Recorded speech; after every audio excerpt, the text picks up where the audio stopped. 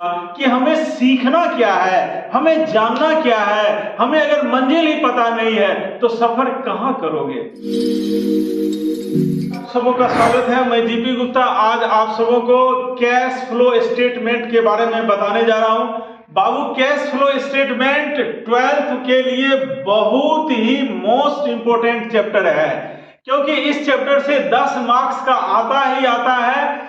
चाहे आप बिहार बोर्ड के हैं, चाहे सीबीएसई बोर्ड के हैं, चाहे आप यूपी बोर्ड के हैं, झारखंड बोर्ड के हैं, हर बोर्ड वालों के लिए ये कैश फ्लो स्टेटमेंट जानना बहुत जरूरी है। तो आइए देर नहीं करते हैं, समझते हैं कैश फ्लो स्टेटमेंट क्या है। बाबू, कैश फ्लो स्टेटमेंट सबसे पहले तो क्या है समझेंगे, फिर ये क्यों बनाया जाता है समझेंगे, और ये कैसे बनाया जाता है इसके बारे में समझना पड़ेगा। क्योंकि जब तक लर्निंग ऑब्जेक्टिव क्लियर नहीं होगा कि हमें सीखना क्या है, हमें जानना क्या है, हमें अगर मंजिल ही पता नहीं है तो सफर कहां करोगे।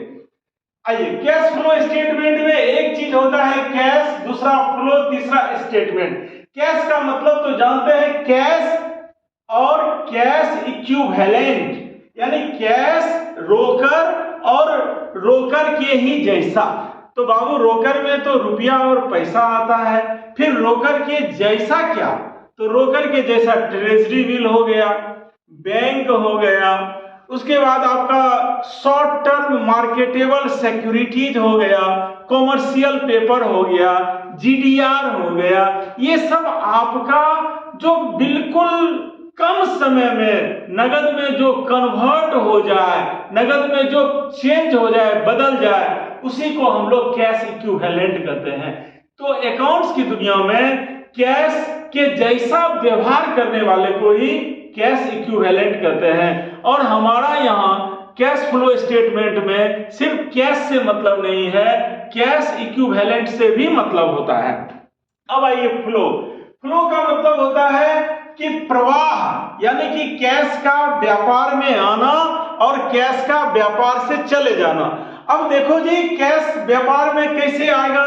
आप माल बेचिए, आप जो है कोई लोन लीजिए, आप कोई इनकम कमाइए, तो इस तरह से कैश का इनफ्लो होता है। कैश का आउटफ्लो कैसे होता है, तो आप कोई खर्चा पेमेंट कर दो, आप कोई संपत्ति खरीद लो, आप कोई लोन पेमेंट कर दो, तो ये आपका कैश का आउटफ्लो होता है। अब कैश फ्लो स्टेटमेंट को अगर हमको समझाना पड़े तो कैसे बोलेंगे, तो बाबू, 2 वित्तीय वर्ष के बीच रोकर और रोकर समतुल्य में जो परिवर्तन आता है ना, उस परिवर्तन को दिखाने वाला विवरण को ही हम लोग रोकर प्रवाह विवरण कहते हैं। अब ये रोकर प्रवाह विवरण क्या है आपने तो समझ गए। अब ये रोकर प्रवाह विवरण बनाते क्यों हो, तो बनाने के पीछे ऑब्जेक्टिव यह है कि 2 बैलेंस शीट में देखो, तो अगर पहला बैलेंस शीट अगर आपका कैश बैलेंस 1000 दिखाता है और दूसरा बैलेंस शीट आपको कैश बैलेंस अगर 1200 दिखाता है, तो दोनों बैलेंस शीट से अंतर आपका 200 आया, तो 200 से क्या निष्कर्ष निकला।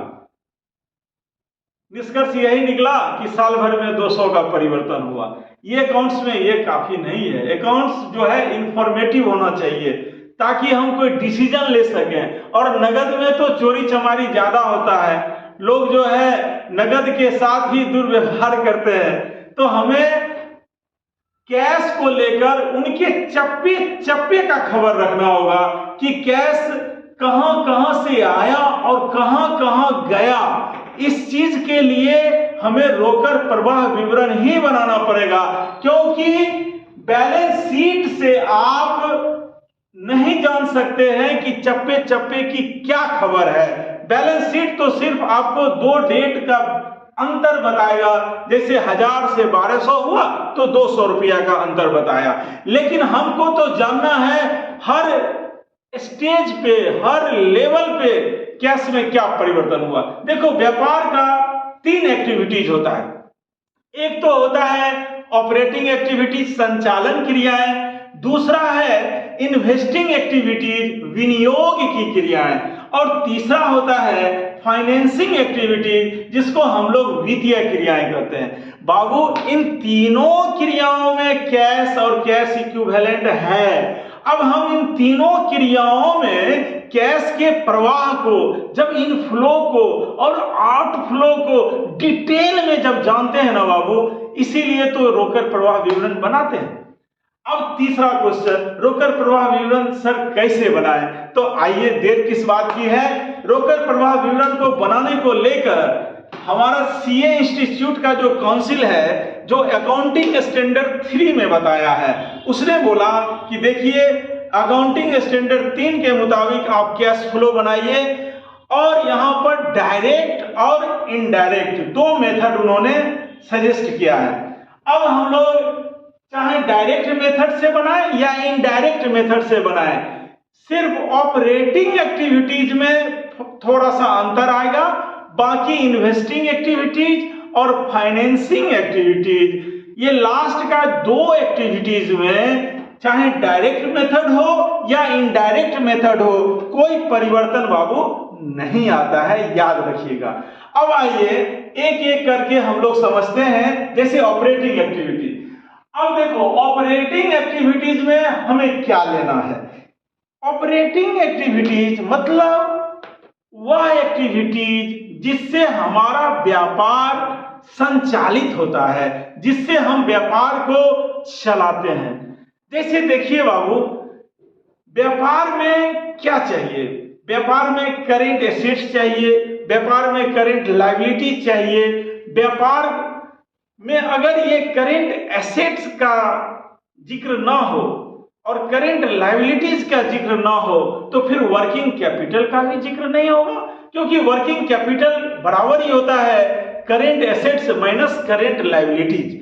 यानी कि ऑपरेटिंग एक्टिविटीज में करेंट एसेट्स और करेंट लायबिलिटीज की बात करेंगे। इन्वेस्टिंग एक्टिविटीज में हम लोग बात करेंगे फिक्स्ड एसेट्स का, जैसे लैंड, बिल्डिंग, प्लांट, मशीन को खरीदना या बेचना। और अगर इसी तरह का इन्वेस्टमेंट अगर हम कहीं बाहर जैसे बैंक में पैसा जमा कर देते हैं, बाहर की कंपनी का हम लोग शेयर डिवेंचर खरीदते हैं, तो उनसे हमको जो डिविडेंड और जो ब्याज मिलेगा, तो उनका इन्वेस्टिंग एक्टिविटीज में चर्चा होगा। और फाइनेंसिंग एक्टिविटीज में हम लोग फिक्स्ड लायबिलिटीज, जैसे कोई लोन लिए, जैसे शेयर इशू किए, जैसे डिवेंचर इशू किए, अब उनको हमें पेमेंट भी तो करना होगा, और डिविडेंड के रूप में उनको लाभांश के रूप में देना होगा। अगर लोन लिए हैं तो ब्याज के रूप में देना होगा। तो ये इंटरेस्ट पेड और डिविडेंड पेड, और कोई लोन लेना, इश्यूएंस ऑफ शेयर, कोई लोन रेज करना, फिर लोन का रीपेमेंट करना, ये फाइनेंसिंग एक्टिविटीज में आता है। यानी अगर थोड़े से में समझा जाए तो ऑपरेटिंग एक्टिविटीज में करेंट एसेट्स और करेंट लायबिलिटीज, इन्वेस्टिंग एक्टिविटीज में फिक्स्ड एसेट्स, और फाइनेंसिंग एक्टिविटीज में हम लोग फिक्स्ड लायबिलिटी लेते हैं। अब आइए डिटेल में हम लोग ऑपरेटिंग एक्टिविटीज को समझते हैं। यहां देखिए cash flow statement, operating activities, indirect method, accounting standard 3। Format में देखिए सबसे पहले हम लोग लेते हैं net profit before tax and extra ordinary items. यानी कि जो प्रॉफिट हमारा पीएल अकाउंट से आता है, जो प्रॉब्लम में दिया होता है, उसको हम इस फॉर्मेट में सबसे पहले लेते हैं। अब इसमें क्या क्या जोड़ें और क्या क्या घटाएं, थोड़ा सुन लीजिए। जोड़ने में वह खर्चा जिसके लिए कैश बाहर नहीं गया है, उसको जोड़िए। दूसरा, ऐसा कोई नुकसान जो बार बार नहीं होने वाला होता है, यानी नॉन रिकरिंग टाइप का कोई लॉस, इसको जोड़ दीजिए। काहे कि हमारा फोकस, हमारा लर्निंग ऑब्जेक्टिव कैश के फ्लो को जानना है। अब यहां पर जो गैर नकदी लेन देन है या नॉन रिकरिंग लॉस है, उसका एडजस्टमेंट तो यहां करना पड़ेगा ना।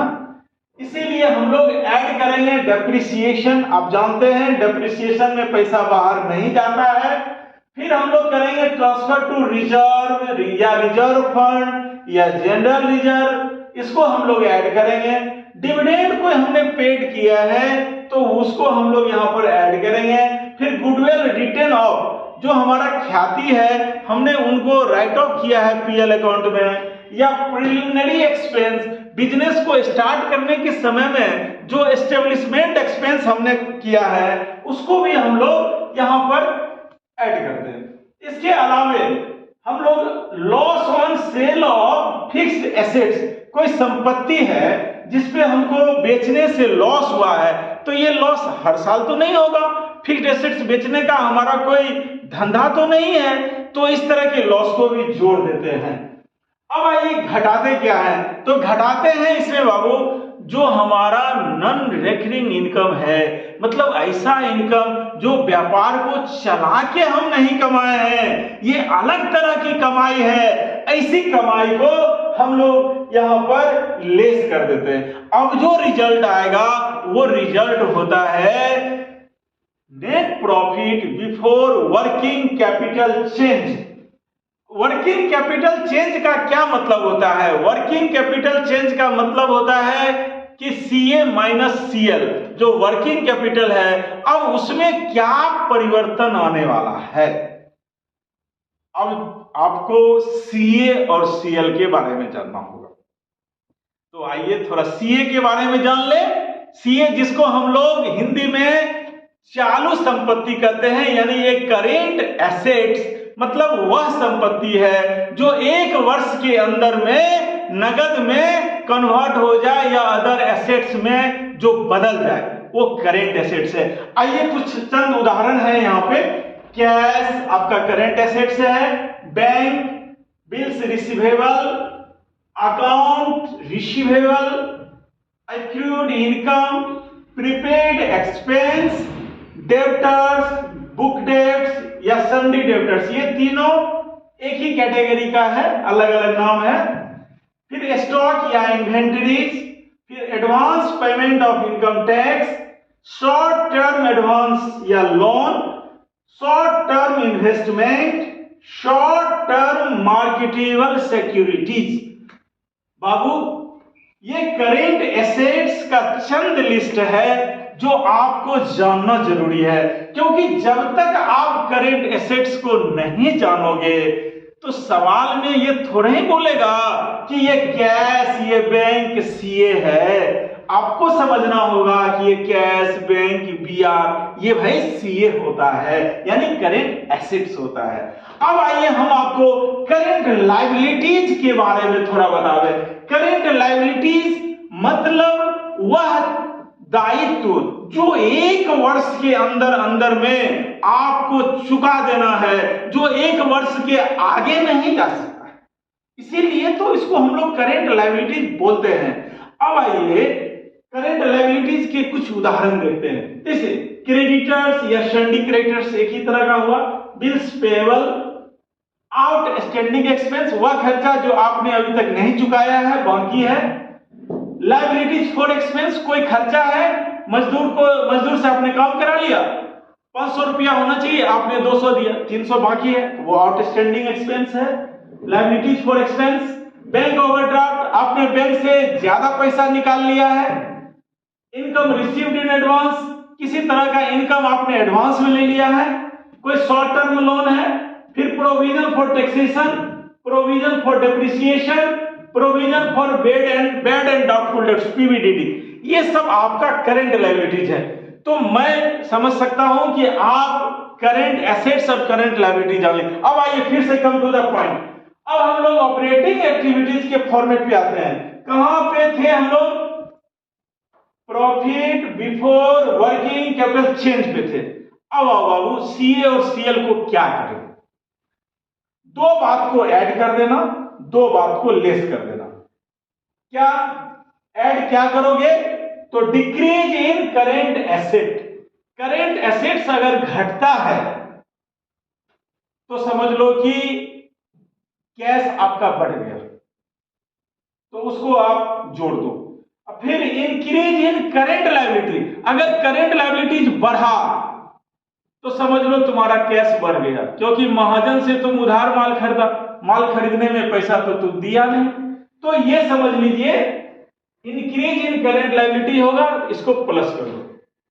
लेस दो बात करो, एक तो इंक्रीज इन सीए, सीए अगर बढ़े, करेंट एसेट्स अगर बढ़े, डेब्टर्स बढ़ जाता है, स्टॉक बढ़ जाता है, इसका मतलब क्या हुआ, आपने उधार दिया उनको, पैसा तो नहीं आया, इसको तब लेस कीजिए। और डिक्रीज इन सीएल, सीएल में यानी करेंट लायबिलिटीज में अगर कमी आ जाए तो उसको भी लेस कीजिए। अब मैं एक रूल देता हूं, जादू हो जाएगा, जरा सा समझ लीजिए, आपको याद करने की जरूरत ही नहीं पड़ेगी, एकदम 33 और 36 का नियम समझ लीजिए। 33 का नियम क्या कहता है, अगर सीएल बढ़े तो प्लस करो, सीएल अगर घटे तो माइनस कर दो। और 36 का नियम क्या कहता है, उल्टा नियम, सीए अगर बढ़े तो घट जाओ माइनस करो, और सीए अगर घटे तो प्लस कर दो। मैं समझता हूं कि ये 33 और 36 का नियम इस टॉपिक का जादूगर है। अगर आप इसको याद रखते हो तो आपको सवाल बनाने में कोई दिक्कत नहीं है। अब लास्ट में देखिए तो आपका आ गया result cash flow from operating activity.